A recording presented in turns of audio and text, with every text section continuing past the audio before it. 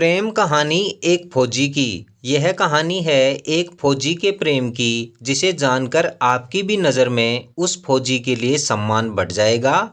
क्योंकि इस कहानी में आप जानेंगे कि फौजी ने किन किन चीज़ों का सामना करते हुए अपने प्रेम और वादे को निभाया है। राजेश को फौज में नौकरी करते हुए अभी 2 साल हो चुके थे। राजेश छुट्टी लेकर घर पर आया हुआ था। घर में माता पिता, चाचा चाची, भाई बहन सब खुश थे फौजी के घर आने पर। फौजी छुट्टी लेकर आया था क्योंकि उनकी रिश्तेदारी में कोई शादी थी। शादी वाले दिन सभी घर वाले शादी वाले स्थान पर पहुंचे। फौजी भी उनके साथ शादी में गया था और प्रोग्राम को एंजॉय कर रहा था। तभी उसकी नज़र एक लड़की पर पड़ी, जिसे वह देखता ही रह गया। फौजी बहुत देर तक उस लड़की को एकटक देखे जा रहा था। उसने उस लड़की का नाम जानना चाहा।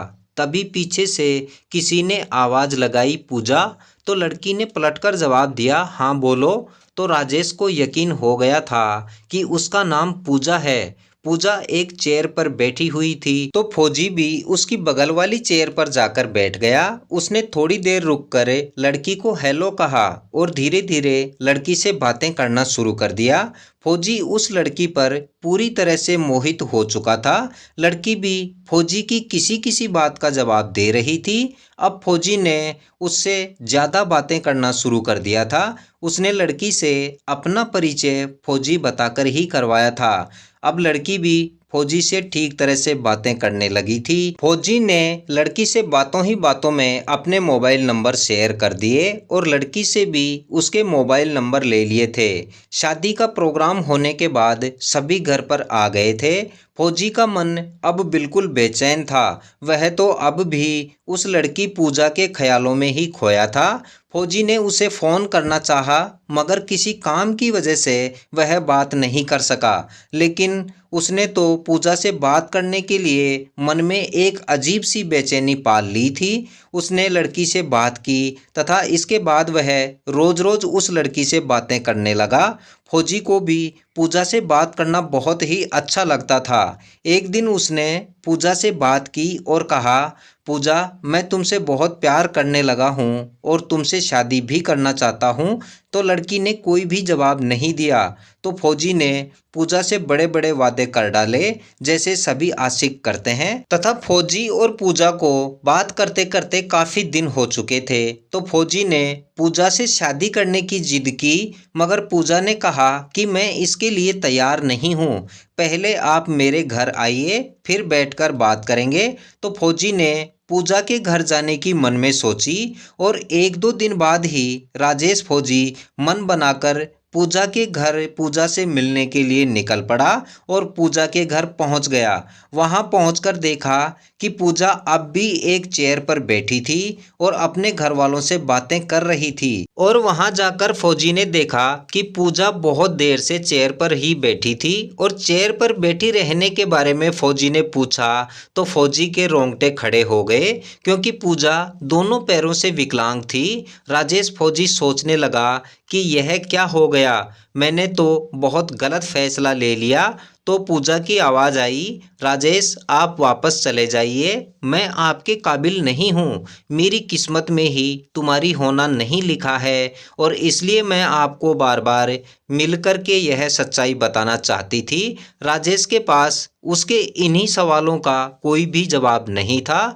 कुछ देर बाद फौजी पूजा के घर से वापस अपने घर आ गया। घर आने के बाद आज राजेश फौजी को कुछ भी समझ में नहीं आ रहा था। फौजी को आज कुछ भी अच्छा नहीं लग रहा था। उसका मन बहुत बेचैन हो उठा था, क्योंकि फौजी उस लड़की से बहुत प्यार करने लगा था, मगर वह विकलांग थी। बस उसके दिमाग में यही जद्दोजहद चल रही थी। पूरा दिन बेचैनी से गुजारने के बाद फौजी ने शाम को पूजा को फ़ोन किया और कहा, पूजा, मैं तुम्हें कभी नहीं छोड़ सकता और ना ही तुम्हें कभी भूल सकता हूँ, तथा मैं तुम्हारे अलावा किसी और के बारे में सोच भी नहीं सकता। तो पूजा ने कहा, राजेश प्लीज ऐसी बातें मत करो और चुप हो जाओ। मेरी जिंदगी का मजाक मत बनाओ। बहुत कुछ सहन कर रही हूँ, मगर मैं यह सब सहन नहीं कर सकती। राजेश, आप तो फौजी हो, आपको तो मुझसे भी बहुत बेहतर और अच्छी लड़कियां मिल जाएंगी। और वैसे भी मैं तो विकलांग हूँ और मुझे तुम्हारे घर वाले कभी भी एक्सेप्ट नहीं करेंगे। और मैं नहीं चाहती कि तुम मुझ पर तरस खाकर मुझे अपनाओ। तो राजेश बोला, पूजा, मैं किसी के दबाव या फिर तुम पर तरस खाकर तुम्हें नहीं अपना रहा। मैं तो तुमसे बहुत प्यार करता हूँ और मैंने तुमसे जिंदगी भर साथ निभाने का वादा किया है, जो एक फौजी का वादा है। और फौजी अपने वादे को हर कीमत पर निभाएगा। बस तुम तो मुझसे शादी करने की तैयारी शुरू करो। जब इस बात का पता राजेश के घर वालों को भी चला तो राजेश के घर में अफरा तफरी मच गई, क्योंकि घर वालों में से कोई भी नहीं चाहता था कि उनका बेटा एक विकलांग लड़की से शादी करे। और घर परिवार का हर सदस्य राजेश फौजी के इस फैसले के बिल्कुल खिलाफ था। मगर इन सबको दरकिनार कर राजेश की दीवानगी पूजा के प्रति और अधिक होती जा रही थी। अब राजेश ऐसे दोराहे पर आ चुका था जिसमें एक तरफ घर परिवार था और दूसरी तरफ फौजी का प्यार।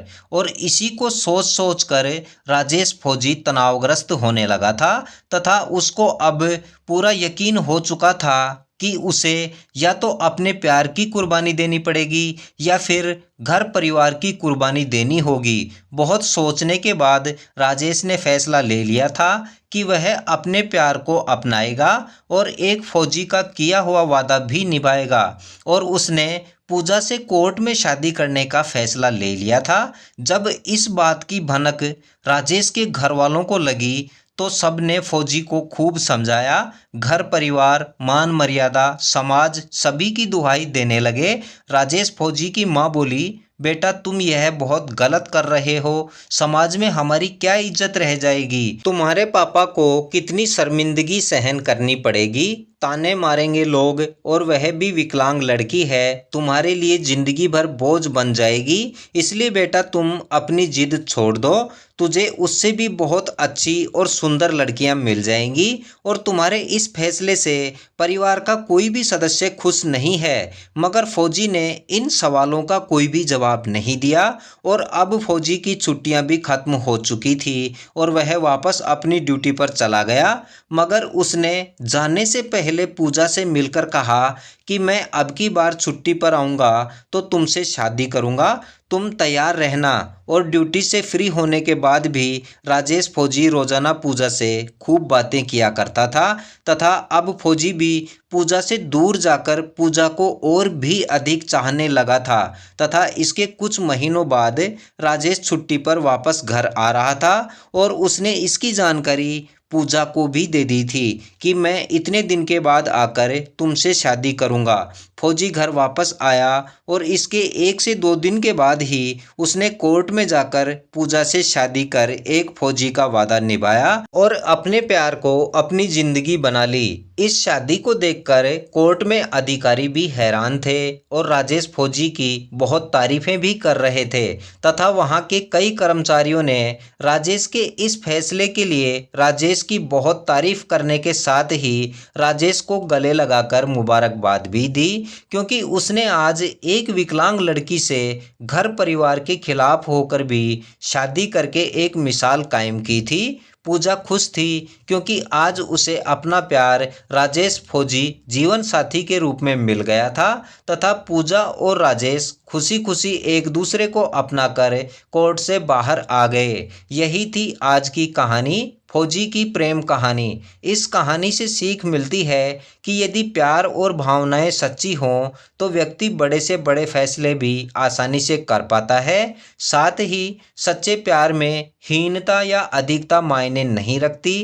प्यार सच्चा हो तो बड़ी से बड़ी कुर्बानी देकर भी निभाया जाता है। मगर ध्यान रहे किसी की अपंगता या रंगरूप प्रेम के होने न होने का कारण नहीं हो सकते।